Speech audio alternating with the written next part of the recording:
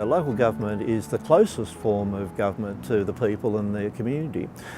So it's vitally important that local government as a service provider looks at opportunities to make sure that the impact of climate change is minimised and that there's a program involved to ensure that that actually happens. Once you've got data that shows that we have increased claims, for example, so if there's been a massive storm and some of our assets have not coped with those storms, we're the first point of call. So once that's increasing every year, then you have to start to do something. Councils together can do things which they can't do on an individual basis. That is, they can share information, you can actually do better advocacy programs, they can work bigger projects across boundaries. Sustainability and environmental issues aren't individual council things, and they don't respect council boundaries.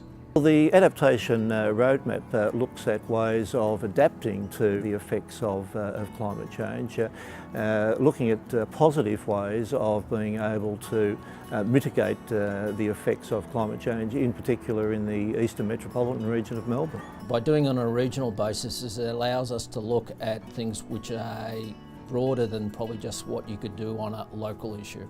And those sorts of risks are involved with the impact of hotter, drier conditions, the fact of having longer heat waves and the impact that that may have on residents and the population. Predicting what's going to happen in the future is never, I guess, set in concrete. So we're looking at things like the heat waves that we're getting, the increased storms and hailstorms, and how our infrastructure and assets deal with that. The likely impacts on our service delivery and our facilities could be dramatic, and that councils have to be ready to adjust to those particular issues. There also could be the potential for major changes to our economy and how that works. Whether you believe it's climate change or not, it doesn't matter, it's still happening.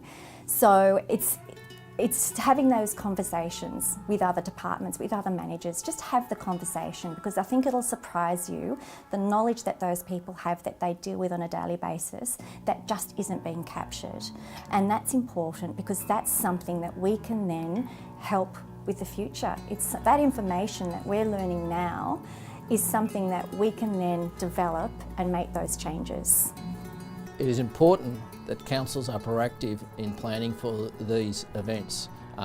It could be very costly for our community, and it could have severe consequences if the planning is not done now. Hopefully people that are viewing this will be the decision makers who are making the everyday decisions that will impact on the lives of the residents and ratepayers of the councils that are involved. So we want the very best information available now to be taken on board by those decision makers who play a very important role in making decisions that will impact on the lives of everyone.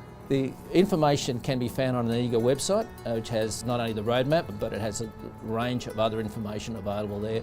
But also the council officers who are part of the region will obviously be very happy to assist.